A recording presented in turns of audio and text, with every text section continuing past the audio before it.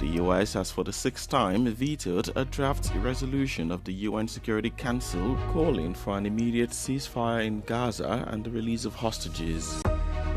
Thousands of Gaza residents continue to flee on Friday as Israel's military has started its ground offensive in the northern part of the city. A UN Security Council resolution that called for an immediate ceasefire in Gaza and the release of hostages was vetoed by the US on Thursday, the sixth time the US has done so regarding the Gaza war at the UN's most powerful body. All 14 other members of the Security Council voted in favor of the resolution, but the US envoy said the text did not go far enough in condemning Hamas or recognizing Israel's rights to defend itself. U.S. opposition to this resolution will come as no surprise. It fails to condemn Hamas or recognize Israel's right to defend itself, and it wrongly legitimizes the false narratives benefiting Hamas, which have sadly found currency in this council. Council members ignored when the United States made clear that this resolution was unacceptable. The vote came just days before the annual gathering of world leaders at the UN General Assembly, where major US allies, including the UK and France, are expected to recognize an independent Palestinian state. The move, a largely symbolic measure, is strongly opposed by Israel and the US. Thousands of Gaza residents continue to flee as Israel's military has started its ground offensive in the northern part of the city. The United Nations reports nearly 250,000 Palestinians have now fled as Israeli forces have killed at least 40 people since dawn of Thursday. Meanwhile, Israel mourns 4 IDF soldiers who were killed by a roadside bomb. They are the first Israeli military casualties announced since the launch of the new offensive in the north. In a separate deadly attack on Thursday, a Jordanian aid truck driver shot and killed 2 Israeli soldiers at a West Bank border crossing. The Israeli military also reported a drone strike near the southern city of Eilat. Israel's death toll has now risen to 469, while the Gaza Health Ministry reports the offensive has killed over 65,000 Palestinians since the war started following October 7, when 1,200 Israelis were killed in the Hamas attack.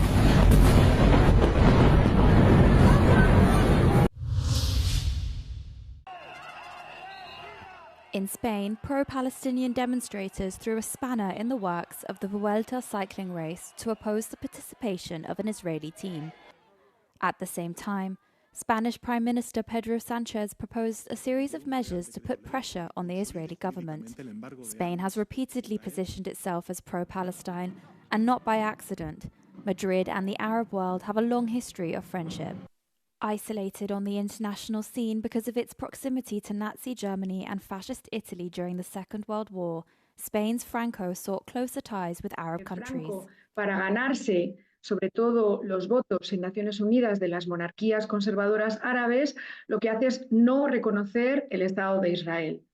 Eso es en un primer momento, pero eso luego va sirviendo cada vez más. Entonces, ya no solo quiere conseguir los votos de las monarquías conservadoras, sino también de los regímenes pues, socialistas árabes, de Nasser, los baasistas de Irak, Saddam Hussein, porque España necesita votos para temas de descolonización, Gibraltar, etc. But Spain's friendship with Arab countries goes deeper than that.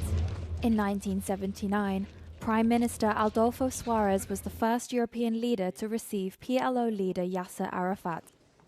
In 1991, Spain hosted the Madrid Peace Conference, attended by Israelis and Palestinians. Today, 82% of Spaniards surveyed believe that Israel is committing genocide in Gaza, according to a poll by the think tank Elcano. Ce qui caractérise l'Espagne, on est dans un système politique où il y a 2 principaux partis politiques, le Partido Popular, le Parti populaire et puis le Parti socialiste qui aujourd'hui est au pouvoir.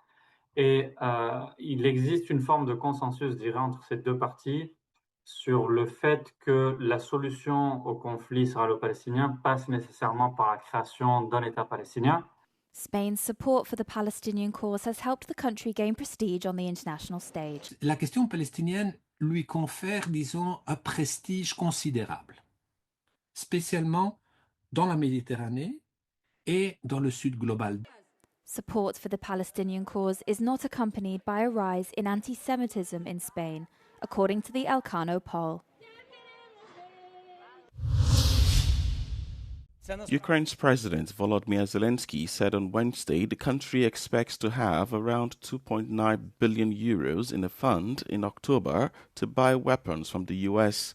According to Zelensky, the weapons would help Kyiv sustain its war effort against Russia's full-scale invasion.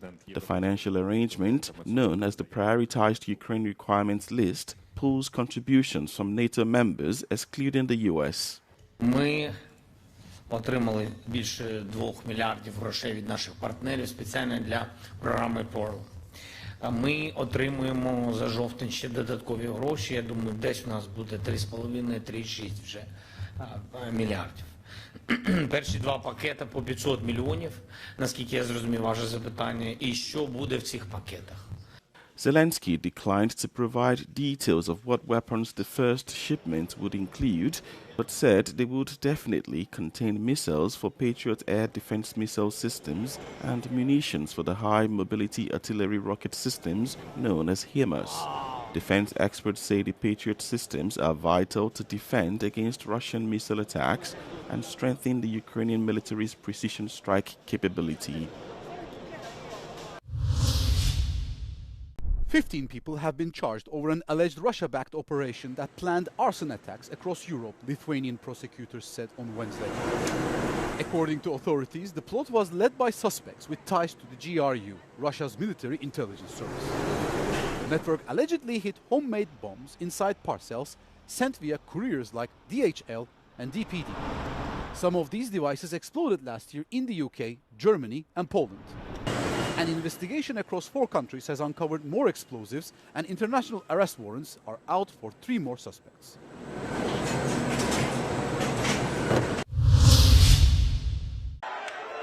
French budget cut strikes turned violent in Paris on Thursday afternoon, with hundreds of thousands of people joining strikes and demonstrations. Protesters joined trade unions holding a day of strike action to pressure the country's new Prime Minister, Sébastien Lecornu, to rethink a package of budget cuts and take action on wages, pension and public services. Et qui essaye de s'en sortir. Et à l'heure actuelle, on a un gouvernement qui ne nous écoute pas et qui fait même l'inverse de ce que la population a besoin. Un gouvernement qui vole à ses concitoyens, des gouvernements qui réprime fortement sa population, et c'est important que tout le monde se mobilise, que ce soit pour la population française qui a envie d'être digne et qui a aussi d'apporter aussi aux autres leur dignité. Lecornu quickly walked back an unpopular proposal to scrap 2 public holidays. However, trade unions have raised concern that other elements of the plan, including a welfare spending freeze, would be maintained. France is witnessing one of its largest protest movements in years, as hundreds of thousands of protesters took to the streets of the country against the government's announced austerity measures. Across the country, strikes and protests disrupted transport, schools, and even hospitals. By the end of the day, the mood had shifted here in Paris. What began as a largely peaceful protest ended with quite a few intense clashes. A few dozen individuals dressed in black hurled projectiles at police, some of them even striking other demonstrators and journalists. Police responded with several charges and heavy use of tear gas and stun grenades to try to disperse the crowd. The Interior Ministry said that about 500,000 people demonstrated nationwide, a figure far lower than the more than 1 million protesters announced by France's trade unions. US President Donald Trump said his Russian counterpart, President Vladimir Putin, let him down as he spoke in a joint press conference with British leader Keir Starmer. Trump was in the UK for an unprecedented second state visit where he was hosted by the British royal family before meeting Starmer for political talks. The US leader has been brokering efforts to lead a ceasefire in Ukraine for several months, with Moscow evading committing to peace. Starmer urged Trump to increase pressure on Putin over Ukraine, which Trump agreed to should Europeans stop purchasing oil from Moscow. Alongside criticising Putin, Trump suggested the UK should consider using military force to stop illegal migration. He also said he disagreed with the British leader over his decision to recognise the Palestinian state.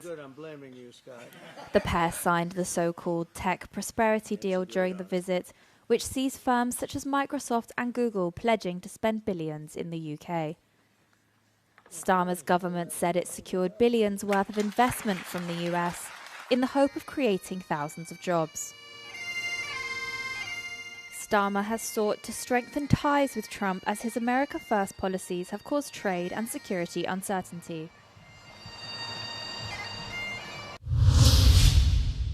Given this guy a little poke, and he deserves it. And US broadcaster ABC indefinitely suspended Jimmy Kimmel Live on Wednesday after the host made controversial comments about the assassination of MAGA activist Charlie Kirk. The move came after a major group of affiliated stations refused to air the show, calling Kimmel's remarks offensive and insensitive. The MAGA gang desperately trying to characterize... On Monday and Tuesday, Kimmel accused what he called MAGAland of capitalizing on the murder and suggested the alleged killer was one of them. President Donald Trump celebrated the suspension while the head of the US regulator, the FCC, called the comments truly sick and threatened action against Disney. Kirk's killing on September 10th caused further divisions in the country, which already experiences a deeply polarized climate. The Trump administration has been cracking down on critical speech about the death of its prominent ally.